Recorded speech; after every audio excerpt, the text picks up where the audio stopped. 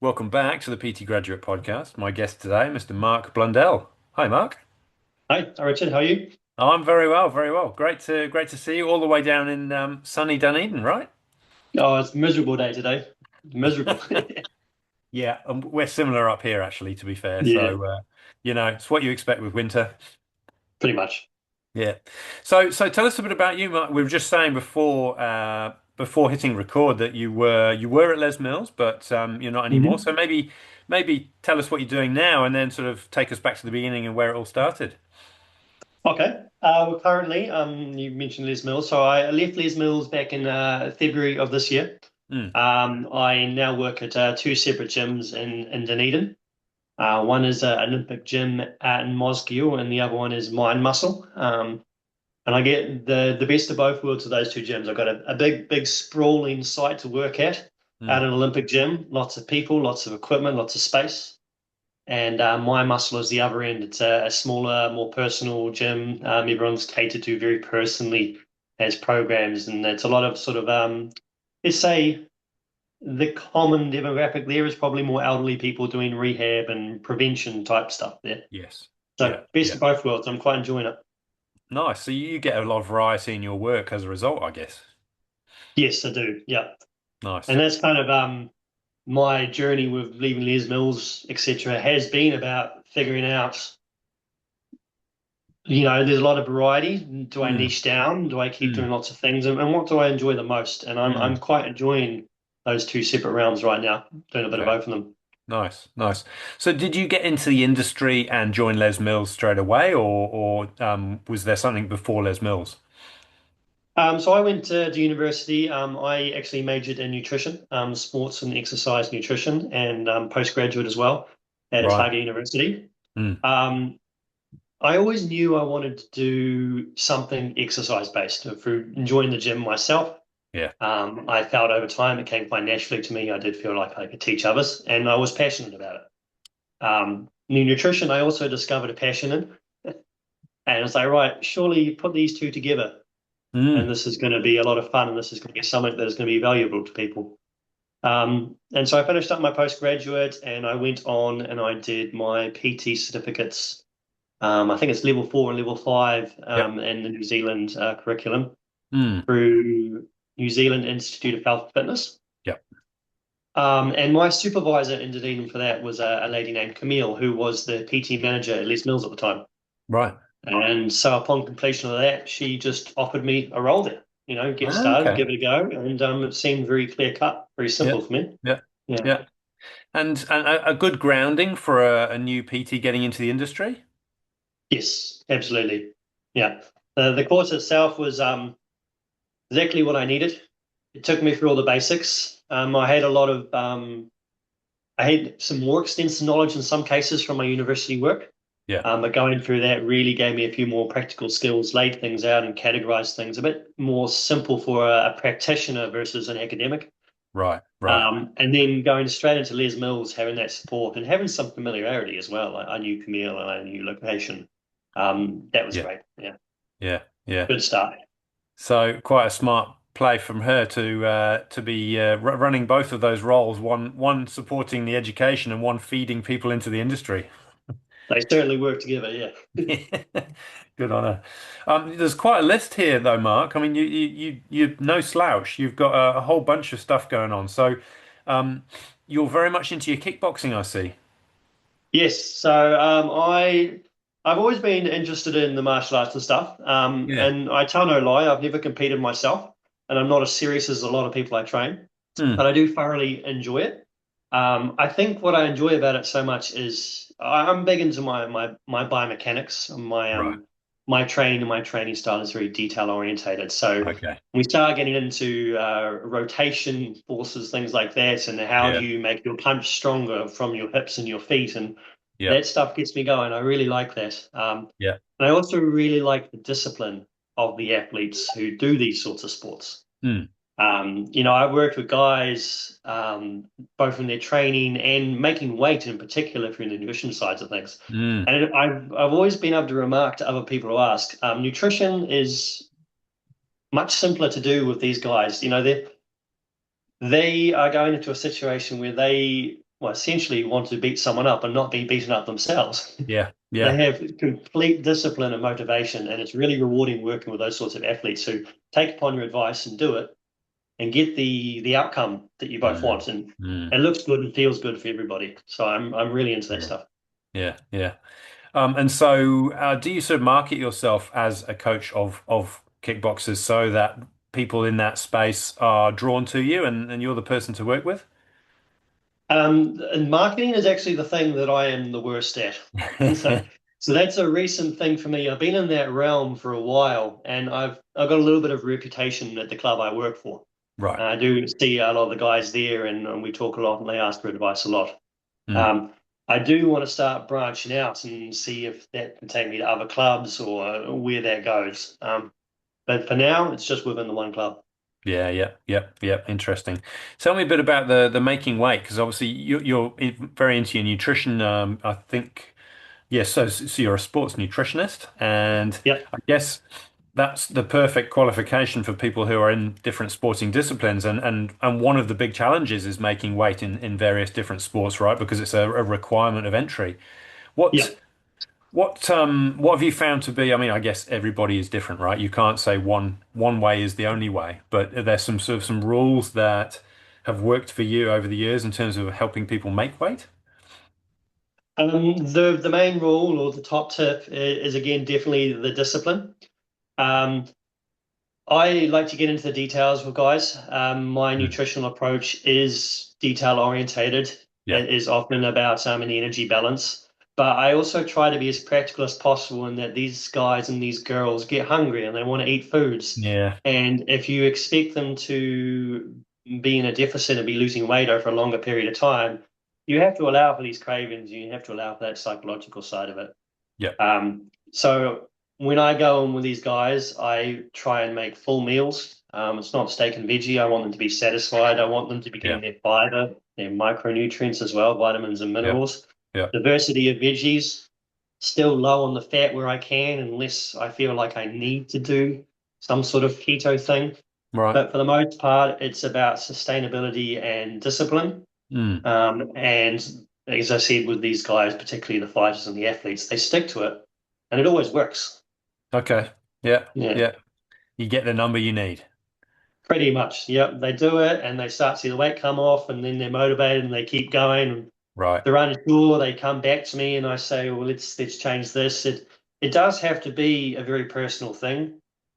I have myself and another colleague who I worked with back at Les Mills, also a nutritionist, Mm. Georgia Mayer. We constantly talk about this how meal plans, despite being such a massive thing these days, it's a product that is marketed and sold from various Mm. different people. Mm. The base idea of a meal plan is flawed, and that most people won't follow the plan. Right. And so it has to be flexible, it has to be adjustable, and you have to work with them. You can't just give them some that can Yeah. walk away. You Yeah. have to stay with them to adjust it to make it work to get the Yeah. result. Yeah. Yeah. So if you've given someone a meal plan and they don't necessarily follow it to the letter, do you get them to come back and report where they deviated so that you can then, so you've got some evidence to work with for adapting the plan next time? Yep, Yeah. 100%. Right. So the way I typically sell meal plans, and then I tend to move people away from meal plans where possible, but Mm. people still always say, I just want to do that. I just want I a want to meal go off plan. by myself. Yeah, I can Yeah. do it, they say. Yeah. As I always put it into the pricing at the very start that you will see me at least one more time. We Right. will talk Right. about this because I expect changes and I want to Yeah. make those changes to ensure your success. Yeah. And particularly with the people who are more serious and the athletes and with the guys who I've done weight loss or making weight for their fights, I say just reach out. Like I would rather know about a problem. I don't really care if it feels insignificant. Mm. I can swap that ingredient, if it's just about the energy, I can take out 50 grams of rice but keep the rest of the recipe the same. I always encourage them to come back to me because I do think you can always make little small changes to suit what Mm. they need. Mm. But it Mm. needs to Mm. be a personal integrated thing. It's Yeah. not just here's Yeah. your homework, you're on your own now. Yeah, yeah. It's just not realistic to life, really, is it? For No, most people, right? There's no, so many other things going on, and time can be an issue. Finances can be an issue. yeah. All sorts of constraints, which I guess it's good to explore those when you have those conversations. But still, things come up that you can't expect. And that's the flaw with the plan, is give me something. This is the client, right? Or the Mm, potential mm, customer saying, give me something, I'll go away and follow it, and that will give mm. me the results I want. Yeah, yeah. And you, as the professional, having to convince them that I can do my best to provide you with a plan that has, you know, levels of backup to it, but inevitably you're going to hit roadblocks. There's going to be barriers, and it's not Yeah. realistic to expect that you will be able to do this without coming back, Mm, for mm, changes. Yeah, It's like yeah. people who have a PT, regularly we have a PT session every week or twice a week, Mm, You get your regular clients in personal training. They are mm, regulars. mm. But then a lot of other services, such as nutrition, they do want to kind of see you once and be done. And they Yeah, expect yeah. the same level of success from that one Mm, session. mm. Versus you've been seeing a client for 6 months and now you're realizing, oh my God, that was all worth it because of this Yeah, consistency. yeah, yeah, yeah. Yeah, you're right. It's crazy, isn't it? How we expect different things out of the same thing out of different approaches. It's like, hang on a Yeah, minute. How are you going to yeah. get there with, we all need that support. We all need that accountability, and we all need Mm, that well, it's a combination, I think, of support and accountability, isn't it? You're there, you're in their yeah, corner, but also you're making sure that they do the thing they say they're going to do. But yeah. you've got to have that built-in flexibility and that adaptability because people are people and they have lives and they're busy. Hmm. But you say sports people are better or not, that's maybe the wrong word, great to work with because they're very dialed in by the sounds of things because they know that they want to win a comp or a fight or whatever it may be. Do you find that their adherence is better, or are they just better at adapting? Oh, I haven't got any blueberries, so I'm going to go and get raspberries, or do you know what I mean? That sort of thing. I know that's oversimplifying it. But no, it's a good question. I say mainly the first one. They are just Right. dialed in. If I had to classify the people I've worked with in terms of nutrition, I'd say I've worked with those athletes, and I think we are largely talking about, the fighters making weight, if we keep Mm. it really specific. Yep. And then say the other people I've worked with would be the average gym goer who wants to shred or Mm. Mm. or Mm. put on muscle. And I have found that this athlete population, they are more determined and they adhere to what I give them much, much more. Right. Right. Um, and if they have problems, they come back to me and they talk to me, Right. and we Right. can change and they can keep going.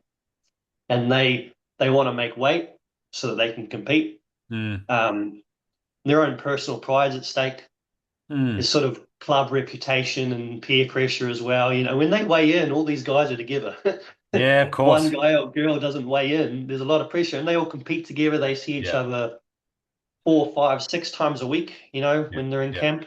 Right. There's a lot of commitment, and that, to be blunt, makes my job so much easier. Yeah. Yeah. Yep. Yeah. In terms of can they be flexible themselves, some of them are.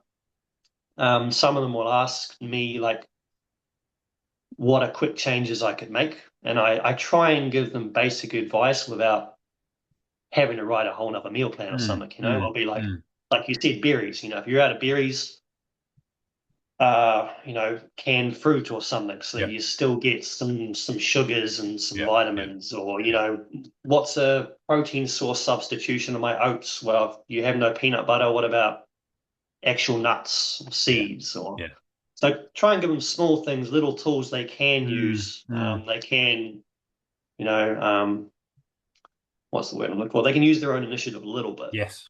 Yep. but the Yep. baseline plan, largely, I think, comes down to me, and they seem to rely on me and just follow me for that. Yeah. I think the thing that stood out for me, what you were saying there, was that the athletes, if things go off the track a little bit, they'll come back to you. Like Yeah, they're very motivated to get the result. So when things appear to be going sideways, they want to correct it quickly. And I think yeah, that's probably the bit that the general pop or the gym population probably don't do as quickly. Hmm. They'll go, I'll just wait till I see him next time, sort of thing, you know. So there's less urgency, and I think that's Hmm. probably one of the big differences is from what you've said. Yeah, I would agree with that. Yeah, yeah. So you're very much into the prehab rehab as well, Mark. So tell me about the prehab rehab space and what drew you into that. That was sort of an accident, I guess. When I first started my PT career, it was pretty basic. It was, you still have this idea in your head that people want to either lose fat or they want to gain muscle. Mm, And even mm, despite my background in nutrition, I think when I first came into PT, I kept it basic in my head to keep it simple. yeah. More and more as you go and you realize what different clients see as customer satisfaction, right? Like Mm, somebody wants to build muscle and then they'll be satisfied with me a PT if I help them build muscle. But that's so basic, and usually it's not that. Usually it's, somebody's come to me simply because their doctor told them they need to exercise. They don't really know what to do. So mm. I need to find what makes them feel satisfied. Yeah, yeah, What achieves this idea that they don't even know what the idea is themselves. They don't really know why they're there. They've been sure. told to be there. Yeah. Other people, it might be, yeah, like I've got this pain. I'm also seeing a physio, so I want some complementary stuff from you, some exercise prescription. And what I found over time that I found the most satisfying was when I could actually change a person's movement Mm, and prevent or lessen pain, or just increase their like performance immediately, like their strength. yeah, yeah, So I yeah. really enjoy getting into the biomechanics, and Mm. I like to look at the joints. I Yep. say, well, you said you got pain here. Well, based on what I'm seeing in this movement assessment, I can kind of see why. Let's try it this way. And I like to test and Mm, retest. You mm. know, here's some pain. I think this is what's wrong. Yep, In disclosure, I always tell them I'm not a physiotherapist. Like, I yep, really think if the pain persists, you need to go see a specialist. But sure. we can try this right now. And more times than not, I actually get success with very minimalist stuff. I just approach Nice. it from a sort of, like I said, a detail point of view, but my Mm, biomechanics point of view. mm. I say, let's try and engage your glute medius a bit more in this lunge, knee out a bit more. Yeah, yeah, Let's get an arch in your foot so that your, mm, what is it, tibia and fibula, yeah. externally rotates and your knee Yep. aligns better, and that's going to help your glute med activation. Nice. And 9 times out of 10, stuff like that can make an instant impact on clients and they feel it and they go, Yeah, whoa. yeah, yeah. And the same thing with shoulders. I've had my own shoulder injuries. Okay. So I started looking a lot into external, internal rotation, Yep. stability work rather than just plain strength work. Mm. Recently, I've been doing heaps and heaps of stuff with serratus anterior, Yep, playing yep. around with that, Nice. and position of the scapula on top of the rib cage, all sorts of things. And that's my passion. That's what I really enjoy. I really enjoy the details. Nice. And I really love when I can take a client with some pain and do what I consider to be kind of a minimal change to their movement, to their Mm, exercise. mm. And then they go, oh, no pain. Yeah, yeah. It's pretty powerful, isn't it? Yeah. It's instant noticeability of the input changing the output. I Yeah. love that. I do like that stuff. That kind of spins my wheels when you were talking about, glute med and Yeah. arching the foot and serratus position on the rib cage, all that stuff. And I do like that stuff. And it's the problem solving element to it that Mm. excites me because you've come in and somebody's come to see you and they've got an issue. And there are so many things that we can do from a movement perspective before we need to call in, other support allied health professionals, I think. Yes. And when we're able to get a result, you can then that just builds your confidence for the next one because you know you can do it. It's about the detective work again on this person as opposed to the last, and you build up this library, don't you? And it's very Yeah. useful, very useful. It's amazing how common it is as well. Mm, Like recently, I've been discovering, let's call them surefire methods. Like when we talked about glute medius or serratus, and then suddenly mm, your overhead range is increased, yep. or you can squat without that pain on the inside of the kneecap. Mm, And then a couple of weeks later, I'm seeing a new client who's talking about pain, and I'm like, I was just looking at that with someone else. Let's try this. yeah. And it comes Yeah. back to it a Yeah. lot is the common flaws in everybody these days, whether it be from Mm, driving or sitting at a desk or mm, incorrect exercise prescription or sedentariness. I don't know, but yeah, you do build up a toolbox pretty quickly of yeah. things that can be used quite a lot. Yeah. Yeah. Absolutely. Now, am I right in thinking that you may be moonlighting at night establishments? Yeah, yeah, that was the bouncing comment. Yeah, something about Um, bouncing people. yeah. So that was my lady who connected us making a bit of a joke. So Yeah. I guess I'll answer your question, and I think also the relevance of this is the financial security it provided me Right. when I was growing. Yeah. Yeah. But yeah, I work as a security guard or a bouncer in the bars in Dunedin. Right. So we're not the rowdiest town in New Zealand. So I've been I doing thought you that were. about no, no, no. Well, we've got the students, but they're not rowdy. Yeah. Just they're just cheeky. Yeah. Yeah, but I've been doing that ever since I started uni. It's coming up on 10 years. Mm, I have kept that going this entire time. right. All the extra income. Mm. I got to wonder how many PTs you've spoken about, particularly new ones who talk about financial security and multiple sources of income. I think it's And underspoken about, actually. Sorry to interrupt you, but yeah, yeah, I think it's underspoken about, and I actually think it's something that should be spoken about more because yes, people's yes, reality, people kind of smooth over the cracks sometimes. And I think, the purpose of this podcast originally was to help people getting into the industry, to help them yeah. be successful, especially in those early years when, it can be make or break potentially if you can't get the cash flowing. And I think the reality is that you do need to have that mindset of multiple income streams. But anyway, you carry on. I agree with everything you just said, right down to the point about how it's underspoken about. I'll always remember one of the first sort of upskills I did. They were saying, go all in on training, go all in, spend all your time. If you don't have clients, you're looking for clients, you're Mm, upskilling and stuff like that. mm, Um, I realized right at the beginning that if I was worried about making money, I couldn't do a good job with my clients. yeah. I wouldn't be in a good mood for one.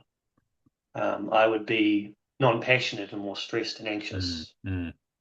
So keeping the security going the entire time, that weekend income, which I was a dab hand at by now, I was used to it. My sleep cycle adjusted anyway. Right. Okay. But having that really made me so patient and enabled me to just build my business at my own pace. Yeah. And that was something that other people at Les Mills remarked on. They're like, you've just been chilling in the background. We don't see much about you. And then all of a sudden, bang, you've got business, you're booming. Like now you're one of the busiest people, Mark. And Yeah. it's, Yeah. you've been here a year and a half and just plodding away in the background. And now, boom, it's like you're everywhere. Right. And I don't think could have done it any other way. I didn't want to stress too much. Mm. I wanted to build my skills slowly. I consider myself an introvert, so I actually had to get used to being more out there too. And, Yep. Yep. that personal side of training a person, the chatting to Mm. them, the jokes, Mm. remembering things about them. Yep. So I needed to build all that slow. Yeah. And I couldn't do that while I was stressed about money too. Mm. Mm. Mm. And I still Yeah. do that. I still do that in the weekends, the bouncing. The Yep. bar I work at regularly, I do the rosters for it. So Right. I try and I try and make sure I have every second weekend off. Doesn't always work out, but Yep. Yep. Nice. Nice. I'm still curious though. How what drew you to that? I mean, as opposed to say working behind the bar or some other role. I mean, you look like I can't tell you how tall you are standing up. I imagine you're a reasonably sizable gentleman. yeah, I'm 6'3". Okay. I'm just shy of 100 kilos, Okay. and I'm pretty lean. What Yeah. drew me into that was I guess you call him a colleague. So I remember it because it was O week, which is orientation Yeah. week at Otago University. my first year of uni, 2016 maybe, and he was bouncing, and I ran into him when I was out at Ah, O-Wing. yeah, yeah, yeah. And I mentioned I was looking for a job, and he said, here, give this a go. And I just haven't looked back since then. There were some ups and downs in the early years.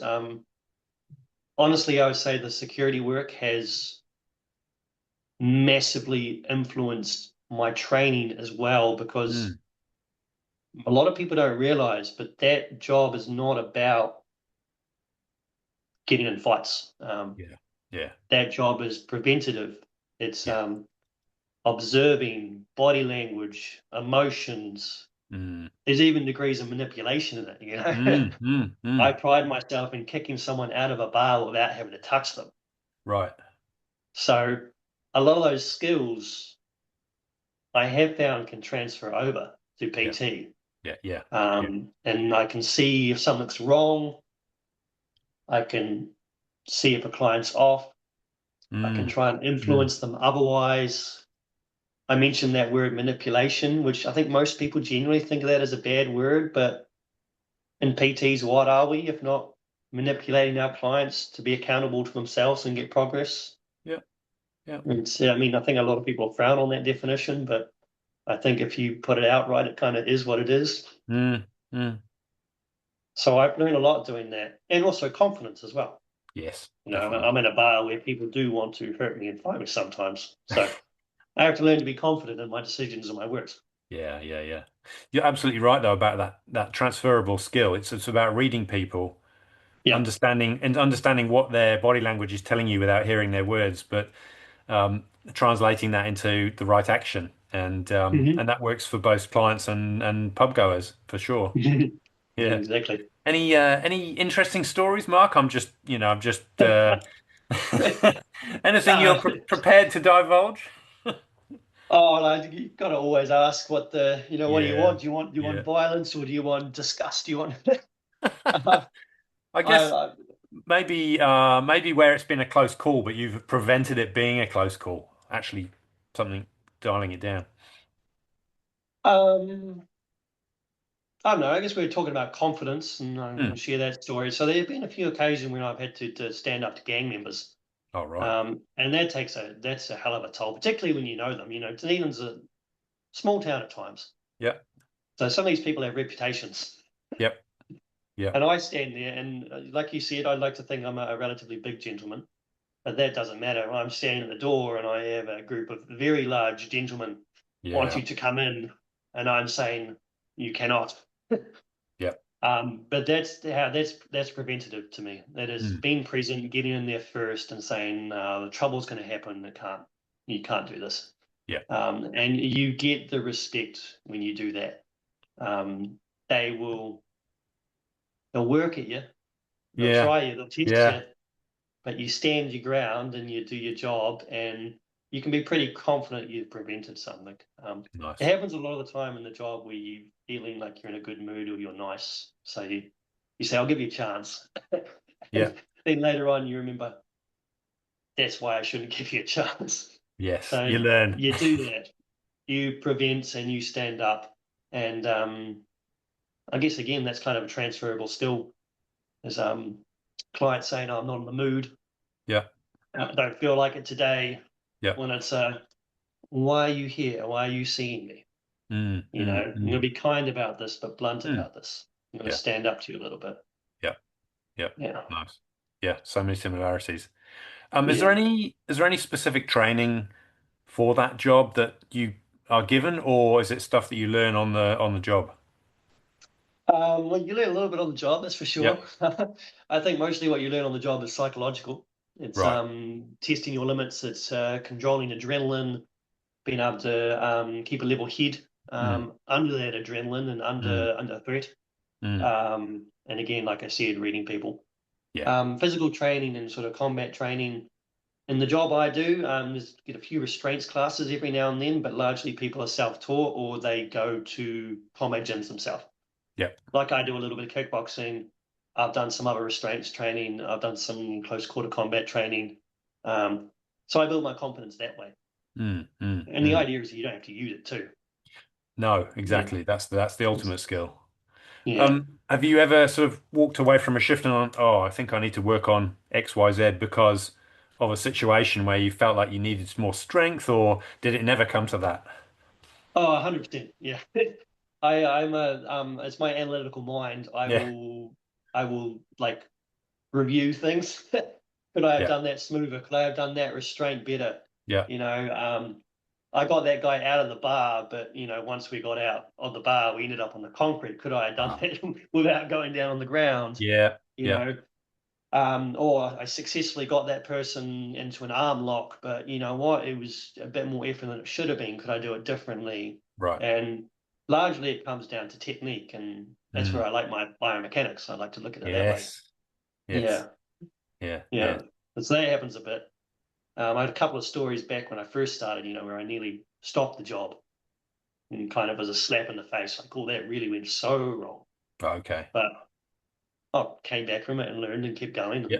And I, Yeah. I like that characteristic. Nice. Nice. I like it. Roadhouse, one of my favorites. The Patrick Swayze version, not the Jake Gyllenhaal version. Yeah. Back in the, I think it was early 90s, maybe. I'm not It's an old sure. movie, yeah, yeah. I It's haven't an old seen it yet. movie, but Yeah. he called himself a cooler, didn't he? Not a bouncer. Exactly. And the guys who worked for him were the bouncers, but Yeah. he was the ultimate in talking people out of doing the thing that they were going to do. Yeah. My Quite a favorite skill. part of that job is there's different types of patrons. There's people who want to put up a fight. Maybe they've got a bit of an ego. Maybe there's a girl there they're trying to impress, or they're Yeah, in their boys. yeah, So they might put up a fight. It might take some convincing, maybe a little bit of physical exertion, so a little bit of a guide or a yep, encouragement in this direction. yeah. But for the most part, I love it when you can just look at a punter, make some eye contact, and be like, Really? something like this. And that can work sometimes. Particularly, I've been doing the job for a while. People are familiar; they know who I am. Yeah, right. And that's very entertaining when you can do that. It makes the job very easy. That's pretty skillful if it's just a head nod. Yeah, it only works with a minority, Yeah, yeah, yeah, but it's fun when it does. yeah. I bet. I bet. Oh, it's fascinating stuff. Um, so Mark, give us your top tips. So what are the things that have worked for you over the last few years, whether it be business or personal or systems, processes, the things that have stood the test of time? I think my number one top tip, I mentioned it a little bit earlier, is Mm, just sort of, and I guess this is for the newer people probably starting out. mm, You got to find a way to chill somehow. mm, Um, mm. there's a lot of stress in this business. It's reputation, it's financial worry, and you feel like you're doing everything when you're self-employed. Yeah, Like you're working more than yeah, one job, yeah, and you yeah, take it home with you, and you can lose sleep thinking about it. Spend hours preparing for clients, and maybe that client is just a one-off. So you got to find ways to chill. Um, mm, I don't know whether that's your own exercise or you meditate or you have a second job, a second source of income, or you from the start set down some good rules about not working on weekends. mm, Um, mm. don't really know, each their own, but Yeah, you got to find a way to chill and then sort of trust that you will build over time and things will come to you. yeah, Yeah. yeah, yeah. I like Yeah. that. Yeah, and obviously Um, they did for you in Les Mills, right? You said it was a you weren't there, and then suddenly you were everywhere. And I think that speaks to there's no such thing as an overnight success. yeah. Yeah. I 100% believe in that. Yeah. Mm, Yeah. mm, Just take your time, be patient. mm, Um, if I was to offer one more, I think it would mm, be fines. Don't, I mean, we want to generalize, we want to do everything. And mm. maybe you do to start with. And you learn a lot doing that. It's good. It's good. Yeah, yeah, But over time, for your own sake, find what you're the most passionate about, what you enjoy the most. yeah, And try and, I mean, I haven't managed to do it yet, but try and niche towards that, lead towards that slowly. Maybe when I'm 40, I'll be really yeah, successful in my little niche. yeah, But I have identified right now that that is what I enjoy the most. And that's the type of training that my clients get the most out of. mm, mm, So it seems like a no brainer. I need to move yeah, towards that. yeah, yeah. keep doing those things because that's what A brings you the most joy, but also give them the best results. Exactly. Yeah, Yeah. brilliant. That's fantastic. Thanks, Mark. I've been You're welcome. scribbling, so I will put those in the show notes. If people wanted to reach out and chat further and find out more, what's the best way of making contact with you? So phone and Instagram, social media are the best ways Oh to get yeah, in touch with me. yeah, Insta. Starting with my Instagram. So Instagram is Coach Mark underscore 94, and Yep, cell phone is 027 yep. 2828. Brilliant. Okay, I will add those to the show notes as well. Fantastic. Perfect. Thank you, Awesome. Richard. No, no problem. Thank you very much for your time. It's been great chatting and good to get Yeah, to know you. Thanks, Mark. you're welcome. Cool. Cheers. Bye. See ya.